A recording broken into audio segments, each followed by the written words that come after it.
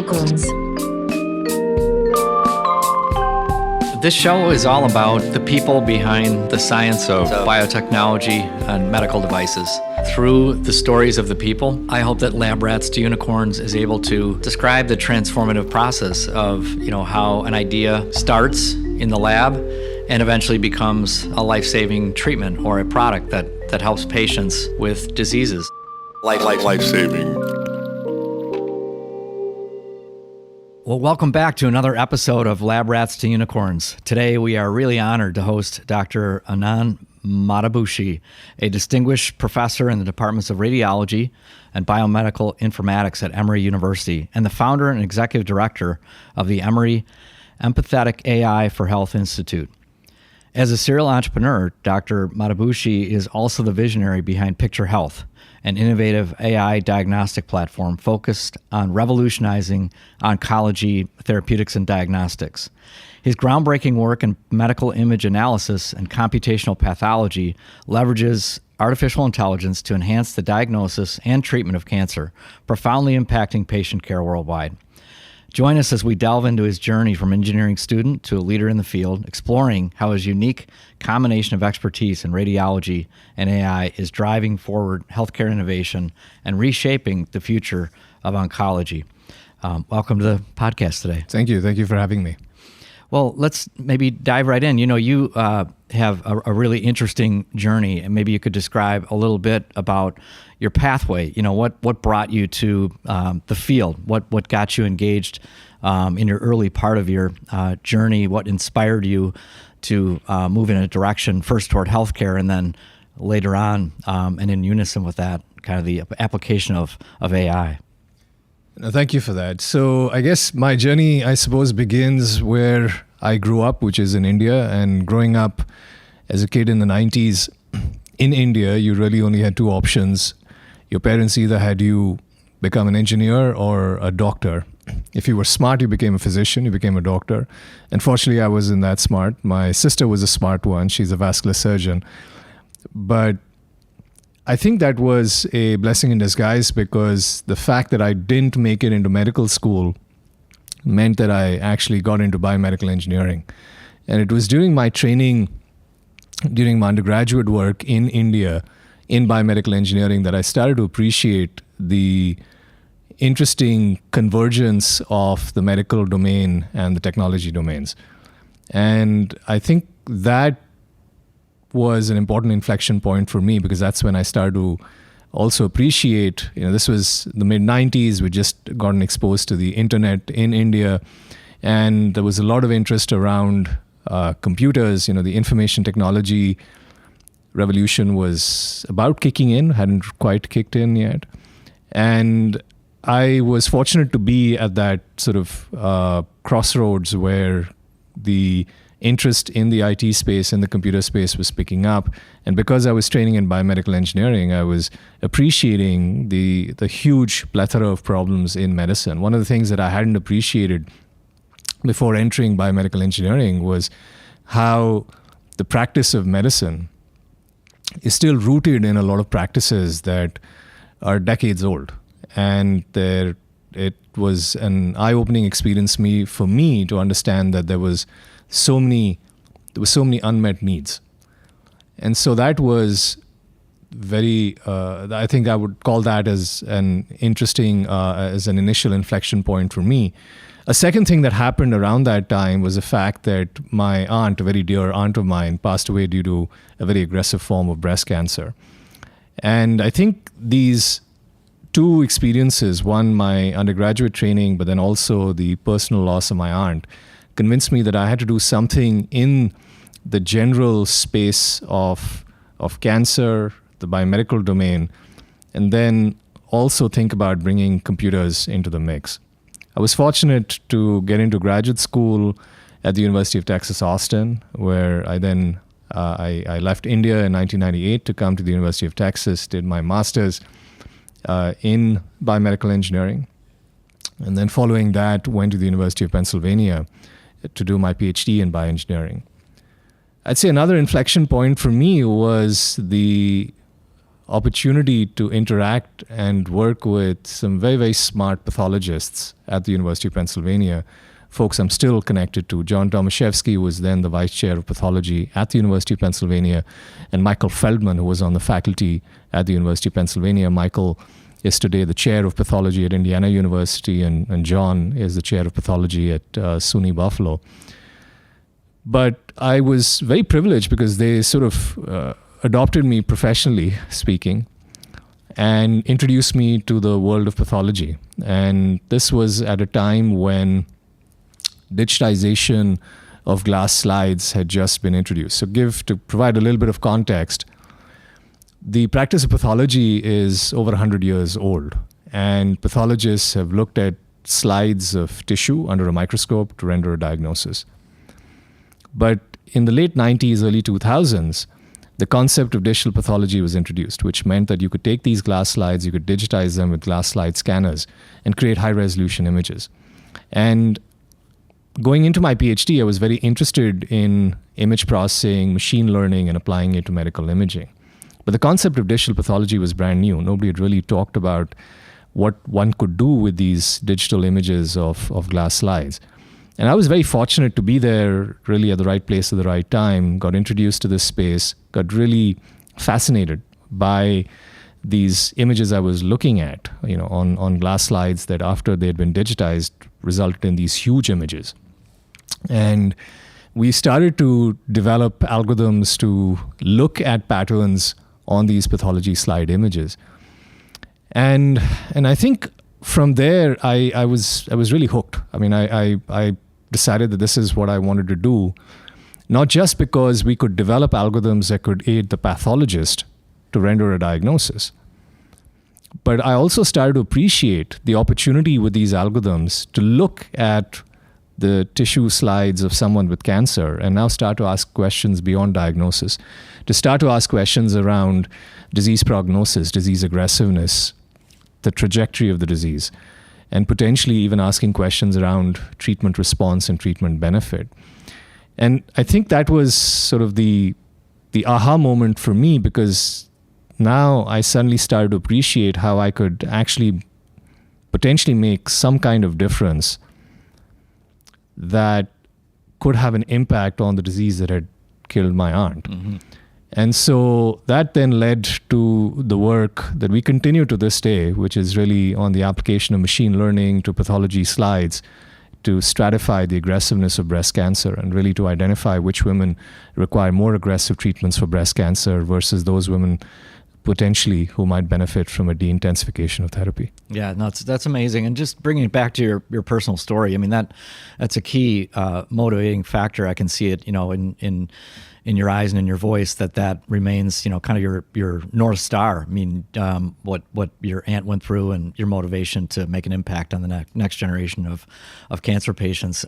But maybe you could comment on that. I mean, you had to take a big risk. You had to come to the U.S. and, to pursue your graduate degree and, go to a new place and meet some new people, get engaged. And, you didn't really know exactly what was ahead of you. And ultimately you found, your calling with your colleagues at Penn that kind of, like you said, adopted you. But that wasn't all known at the time that you decided to come over to the United States. Maybe just talk a little bit about, the energy that it would take to make that move and some of the maybe early unknowns that you had to face.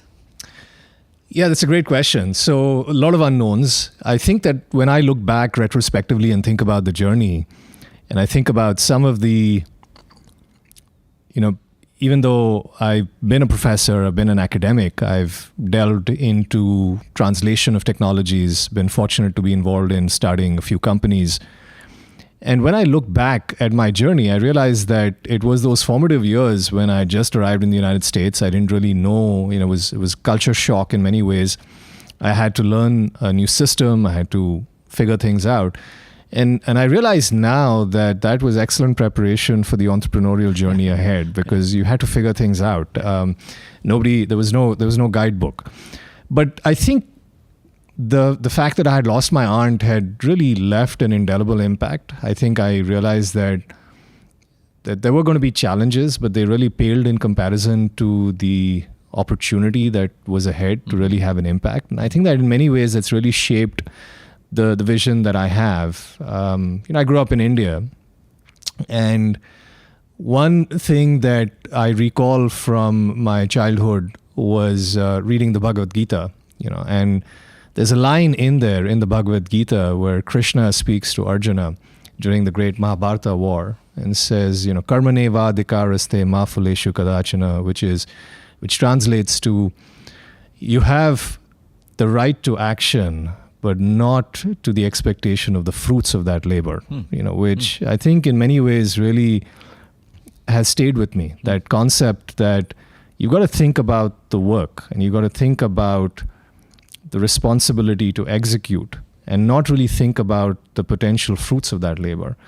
And I think I've carried that with me. And the fact that, my aunt died from this disease, that I was in a position with my training to have some degree of impact, I think is really just what has carried me forward, I think. Yeah, very, very interesting and inspiring, I must say, as well.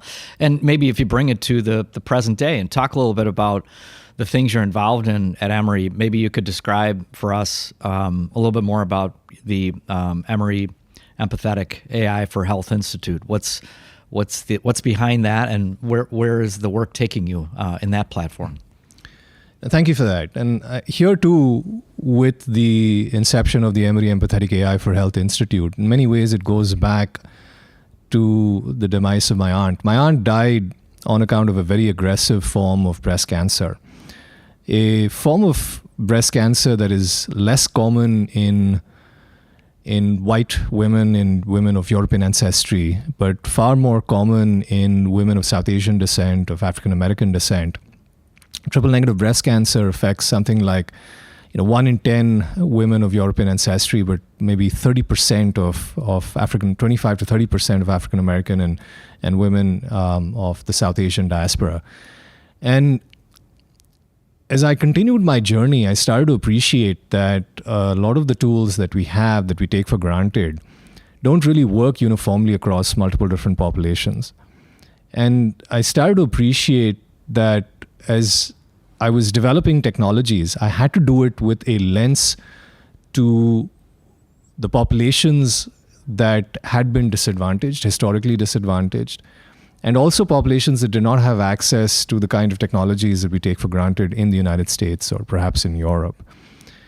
And so there was an intentionality even with the name of the institute, the Emory Empathetic AI for Health Institute, which really has as one of its missions the goal to bring the power of technologies like AI to make a difference with regard to health and precision medicine for all populations, and particularly underrepresented populations that have been historically marginalized, and also in the context of global health in countries, in low middle income countries like the country I grew up in India. And going back to that story of breast cancer, one of the reasons that I got into breast cancer, beyond the fact that my aunt had died on account of it, was also the fact that I started to appreciate that there really wasn't a way of stratifying which women with breast cancer needed the more aggressive therapies versus those women that could avoid the more aggressive therapies. And when I started to appreciate that we could train and develop these machine learning algorithms to look at pathology images, I started to appreciate that beyond the diagnostic piece, we could actually help identify those women that needed the chemotherapy from women who could safely avoid the chemotherapy. Another inflection point for me as I think back was around 2008 when I had the good fortune of meeting Sridhar Ganesan, a breast oncologist. And at that time, I was developing these algorithms for diagnosis of breast cancer. And I remember showing Dr. Ganesan some of the work, and he said to me, Anant, the work you're doing is fascinating, but as an oncologist, I need to think about treating women with breast cancer. That is the critical question. I need to figure out who can avoid the chemo, who needs the chemo. And the work that you're doing is great, but it doesn't help me as an oncologist. And to me, that was an important pivotal point where I had to pivot. I had to pivot and start to think about what really is going to address the issue that took my aunt's life. That's what I need to really focus on. And And I started to appreciate that even though in the US you had technologies, molecular-based tests, genomic-based tests, that to some extent address this problem, they were just completely in the realm of unaffordability in a country like India, because these tests here in the United States will cost something like $4,000 for a patient to figure out whether you need chemotherapy or not. Mm-hmm. Yeah. But a test like that simply won't work in India, where the cost of chemotherapy is $1,900. Okay, right. How do you justify a $4,000 test for a treatment that costs less than half the price of that test? Yep. Yeah. No, very, very, very interesting. And where I, see you going with this is, again, it's trying to bring that level of care and scaling it, using a new almost modality of diagnosis, the larger image. And I'm curious, maybe just peeling back the onion a little bit on your points made earlier on with, this move to, the digital pathology, and your point around you could take that image and kind of blow it up, if I understand that right. Can you maybe explain that a little more fully, and why is that important? Just for our audience to maybe gain more insight into the importance of why having that larger image, and then what do you do with that image, and maybe coming back to your story that you just told, how have you been able to kind of then close the loop and use this tool to actually, make the impact that you're hoping to make? Yeah, no, thank you for that. So one of the first things that struck me when I first saw these images over 20 years ago was the huge amount of information that was embedded on these slides, and I got to spend a lot of time with my pathology colleagues, looked under the microscope at these slides, and started to appreciate a little bit of pathology. But when I read these images into the computer and started to play with them, I just realized that there was so much more information than my pathology colleagues were able to visually discern simply by looking under the microscope. And that's, again, sort of that light bulb moment for me, where I started to appreciate that there are things here that the algorithm could be trained to pick up, that our human colleagues, no matter how good experts, how excellent they were with their expertise and their years of training, they simply weren't able to appreciate the plurality of features and plurality of subvisual patterns that were latent in these images. I'll give you one specific example. One of the things that we've known for a long time for diseases like cancer, that immune cells are very important. Typically, when you find that there are a large number of immune cells, that you typically are likely to have a cancer that is going to have a favorable prognosis, a good outcome, because you're seeing a lot of immune cells. And pathologists can look at an image and tell you that there are immune cells, and they can do a good job there. The challenges are that they're not able to quantify precisely exactly how many immune cells there are. They can tell you that, there's a lot of immune cells, or there aren't that many immune cells. But when it comes to quantification, they don't do that great a job. And that's where the machine can really excel, because it can go in and provide very specific quantitative attributes, counting each of these immune cells, identifying these immune cells. But beyond that, one of the breakthroughs that we made about 6 years ago was that beyond just counting these immune cells, what about looking at the arrangement of these immune cells? Could we borrow ideas from computer science, from network theory, where we can look at graph-based approaches to look at the spatial arrangement and the spatial architecture of these cells? Sure. And what we've already discovered is that these arrangement features are significantly superior compared to just the density or the number of immune cells. Arrangement and architecture supersedes the actual count. Yeah, wow. And so those features turn out to be extremely important in predicting aggressiveness, predicting outcome, but also critically in being able to predict treatment response and therapeutic benefit. Mm-hmm. And why this is so critical is because even though we made significant advances in therapeutics for diseases like cancer, immunotherapy, which won the Nobel Prize in Medicine in 2018, has completely changed the landscape of how we treat cancers today. But the challenge is that even with its amazing success rate, it only works in 25% of the patients. Right, yeah. And are you referring to like the checkpoint inhibitors? The checkpoint inhibitors, the immunotherapy, the checkpoint inhibitors. And unfortunately, these therapies come at a significant cost of somewhere in the order of $200,000 to $250,000 per patient per year. And so if you do the math, you immediately appreciate that for every $1 million that we're spending on checkpoint inhibitors and immunotherapy, it's about $750,000 resulting in ineffective treatments or ineffective therapies that aren't working for a lot of our cancer patients.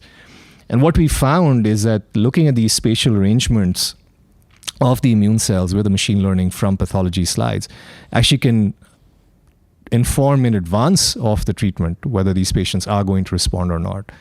And the benefit there is that we have an opportunity to make sure that we're giving the patient the best shot at an effective therapy.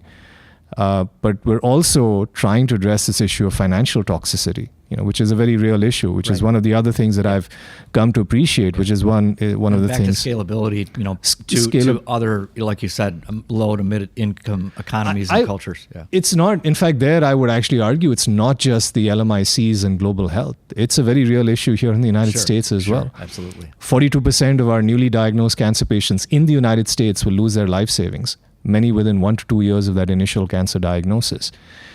And so we need to do better. Clearly, one of the issues is the issue of overdiagnosis, overtreatment, not being able to connect the right treatment to the right patient. And so we've got to do better. And that's where I think a lot of the tools that we're developing in the Emory Empathetic AI for Health Institute will hopefully really make a difference and make an impact. Well, you're in a special place. I mean, Emory and, where you are located there, a storied institution with regards to medical practice and healthcare, but at the interface of biology and chemistry and computer sciences. Maybe break it down a little bit in terms of, we always hear about more frequently, the convergence, that word, the convergence of, and some use the word tech bio, applying, computer science, AI to healthcare and many different applications along the pathway of, whether it's discovering a new drug to treating a patient, stratifying better diagnosis. We hear a lot about convergence. I'm just curious, from your perspective, what does that mean in the human setting? Who are the types of people you are working with? You mentioned you were very influenced by your pathology mentors at Penn. And what's the setting like in terms of the people you interact with? And I'm mainly curious because the rapid uptake of convergence and its application to solving and creating the impact, solving problems and creating the impact that you're aiming to address, at the end of the day, it involves people working together. How is that environment, at Emory that you're able to take advantage of? The proximity to your colleagues, et cetera. Yes, I would go back, I think, to my training to answer that question. I talked about the fact that I didn't make it into medical school, and that was a blessing in disguise. And I think the fact that I did my training in biomedical engineering forced me to look at things from a very multidisciplinary lens. I was fortunate that my biomedical engineering training provided me not just the technical engineering grounding, but also trained me in biology, trained me in anatomy, trained me in physiology. And so going into this field, I think I had a more natural aptitude to be able to collaborate and to be able to speak different lingua francas, so to speak. Yeah. One of the things that I always find most flattering, I know when I've given a successful talk, when after my talk, somebody comes up to me and mistakes me for a pathologist or a radiologist or an oncologist, and I always have to correct them. But I think it's making an effort to get out of your comfort zone and really learn other disciplines, to really dive more deeply into what the unmet need is, but then not stopping there, to be able to parlay with your clinical colleagues in terms that they're familiar with. I'll give another example. I remember that I was talking to one of my breast oncology colleagues about 10 years ago, and I think I said to her, so we want to predict PCR. In the context of breast cancer, PCR refers to pathologic complete response. And she smiled, she looked at me and said, Anant, you really picked up the syntax, and I thought that was a compliment because it meant that I'd done the hard work in understanding the lingua franca, had made an intentional effort to be multilingual. And I think that effort from us, the technology-focused engineers, means that you're not stopping just at the technology innovation. You're actually taking it to all the way to really bringing the technology to address the particular unmet need and the particular unmet clinical problem. And because of, once you think of it in those terms, you, in some sense, are less in love with your technology and more focused on the problem that needs to be solved. Mm-hmm. And I think that grounding only happens when you work in a multidisciplinary team, because it's very easy as an AI engineer, as an AI scientist, to fall in love with your AI, But no matter how beautiful the AI, it's meaningless unless it's really being brought to bear on the right clinically relevant problem. And I think that's to me, that's been the best part of my professional journey over 20 years, has been to learn continually and learn new languages, new disciplines, new fields, constantly appreciating the huge myriad unmet clinical needs that we have in healthcare and medicine. And ultimately, whatever little success we've had has been because of our ability to bring together multidisciplinary teams and bring complementary perspectives, because the only way we're going to solve these problems is together. Very cool. Very cool. And, so I'm curious, you've had the opportunity to be involved in some startups that you referred to, in some of your opening comments.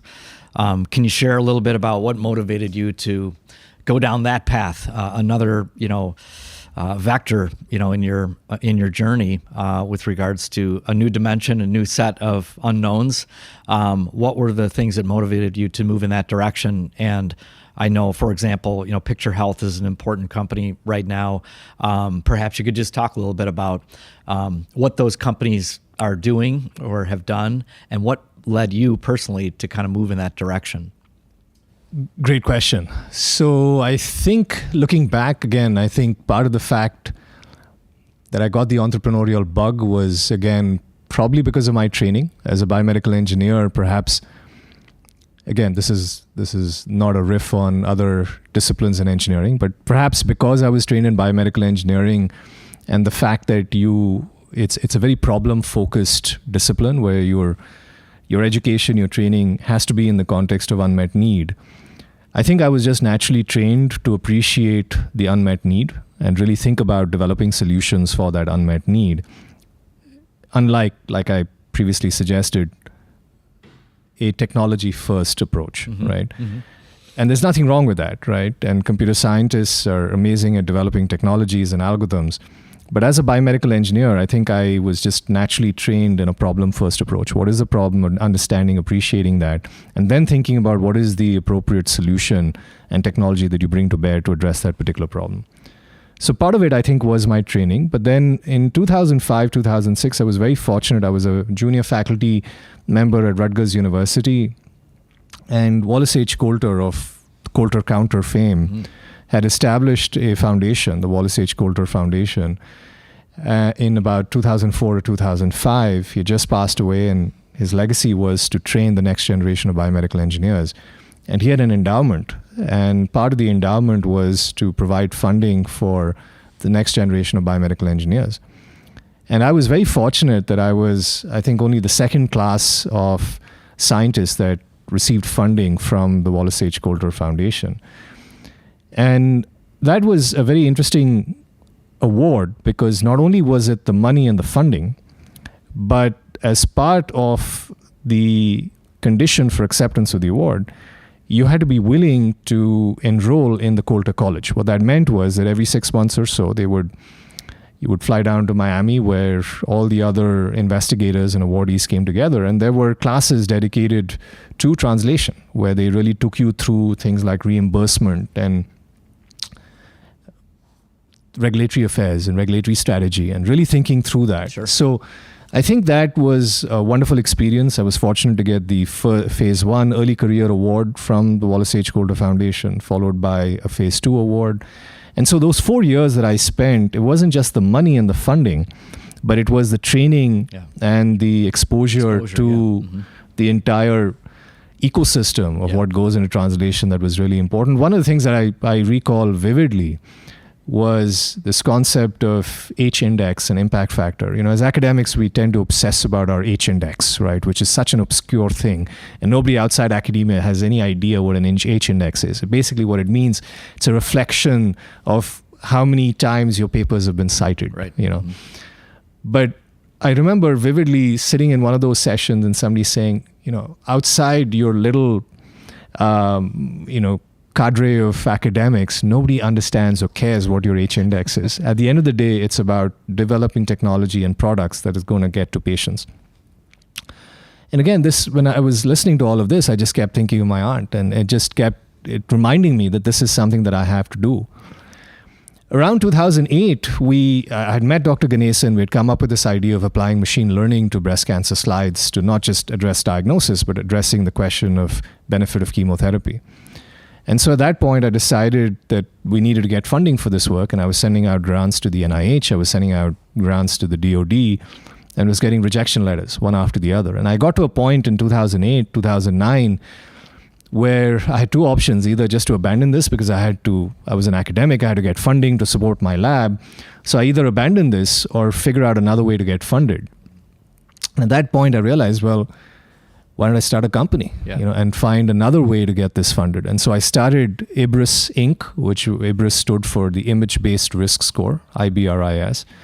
And that was my first foray into commercialization. And it was really driven by necessity, because I realized that this was technology that was too important to leave to the vagaries of federal funding, and I just had to find a way. And so started that company. We got our SBIR funding, which then allowed us to hire some people, develop the technology. Ultimately, the company got acquired by another entity. But I think that was, to me, it really put the bug in me, where I realized that this had to be another avenue in which we need to focus on bringing the technology to the patient. And it wasn't, I never ever thought, and I still don't ever think of the translational piece as, way to profit. I don't really look at it as, wow, I'm going to make a lot of money. To me, the only thing that matters is finding a vehicle to be able to get this technology to patients, and that's really been... And vehicle meaning, you need capital. You need to access funds to whether it's, like you said, a government grant, or in the case of, spinning something out and moving it forward to ultimately help a patient. That could be venture capital. It's it's angel investors. It's could be patient advocacy groups.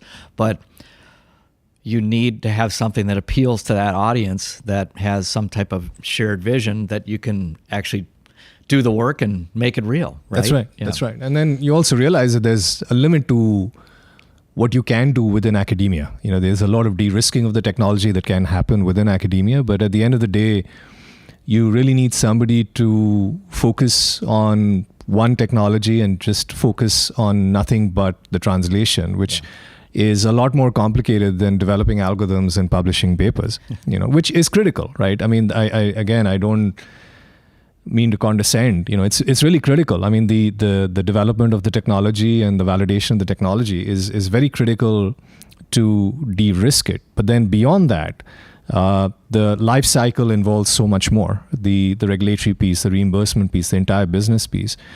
And one of the things that I've also come to realize and appreciate is that the whole concept of the business is an extremely important one, because I have academic colleagues, I have academic friends who I love to death, but will look down at anything translation because they feel like they're selling out. And what you realize and appreciate is that unless a company has a clear business plan to generate revenue, your technology is not going to have impact. Because if that company is not generating revenue, that means your technology is not being used and is not scaling and is not being deployed.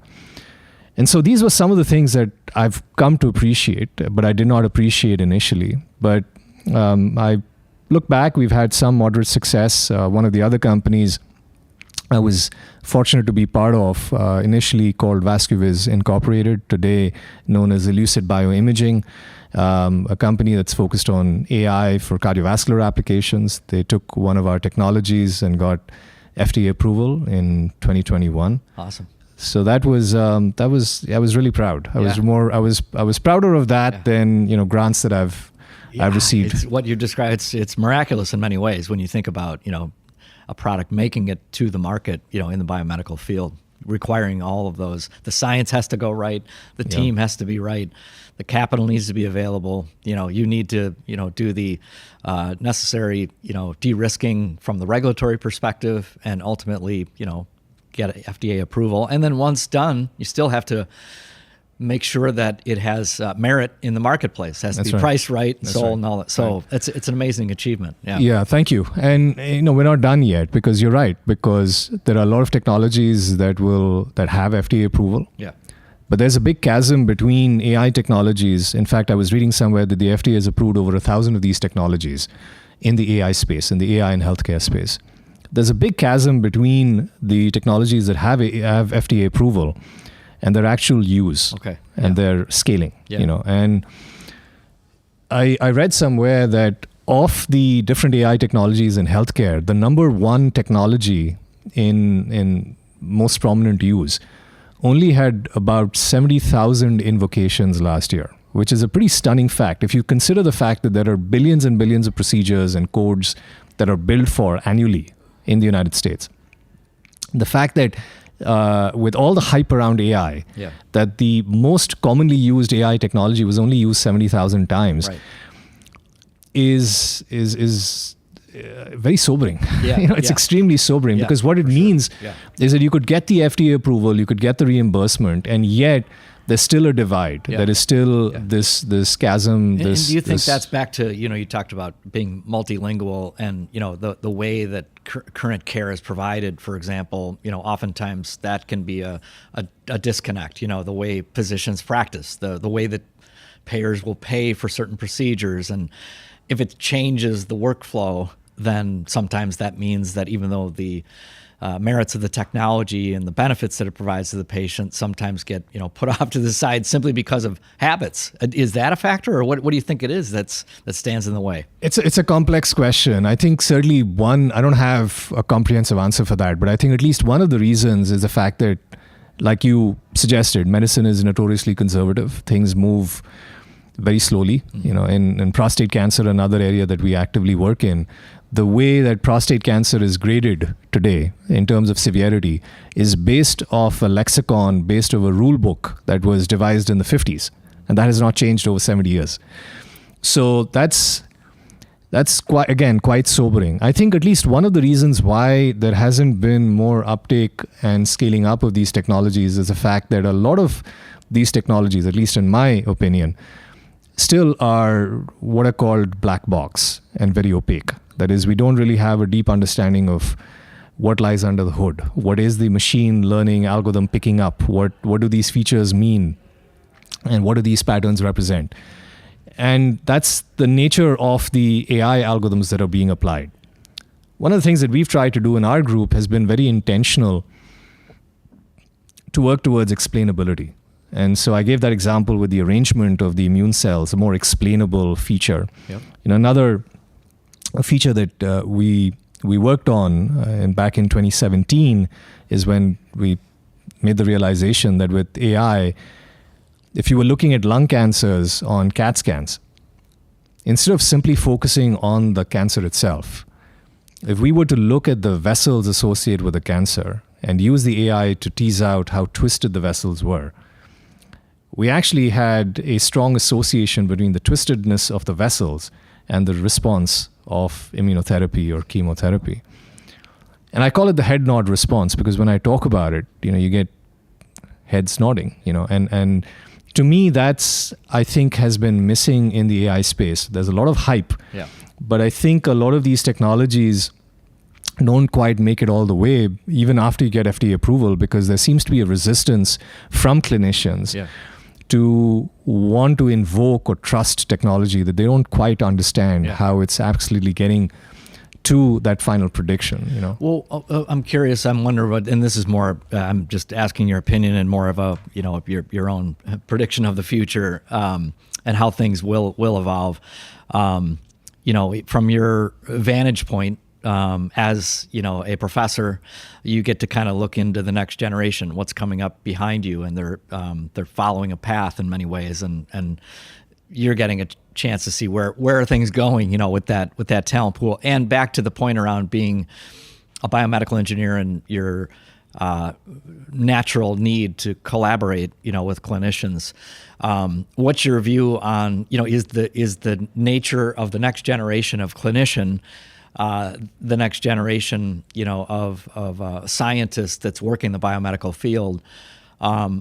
Do you think they're more willing to, adopt, much like, an older generation having a tougher time adopting the technologies of today? Do you see the next generation perhaps being in a position where the application becomes more second nature, and the adoption then becomes more natural?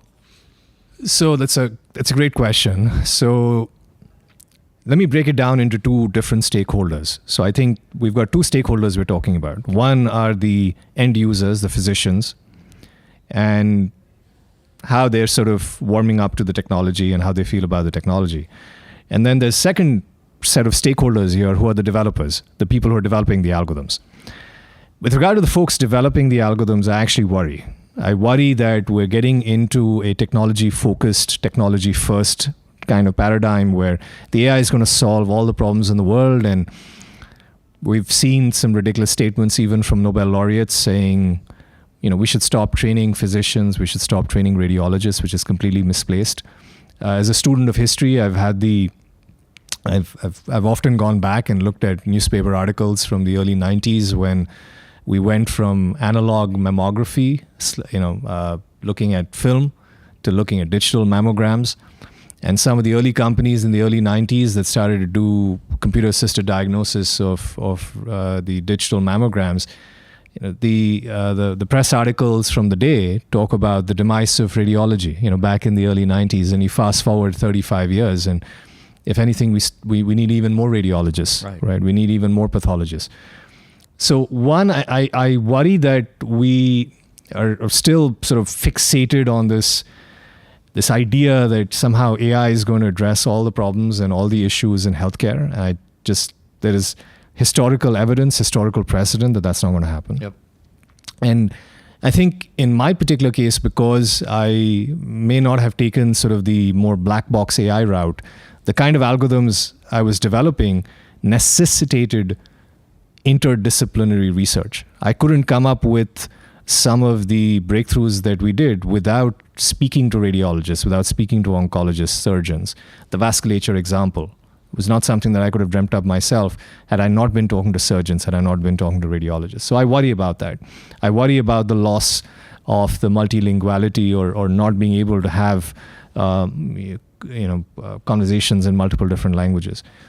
From a physician standpoint, there is a lot of anxiety. I recently spoke to medical students at Emory, and the one question they all ask me about is, am I going to have a job? Am I going to have a future?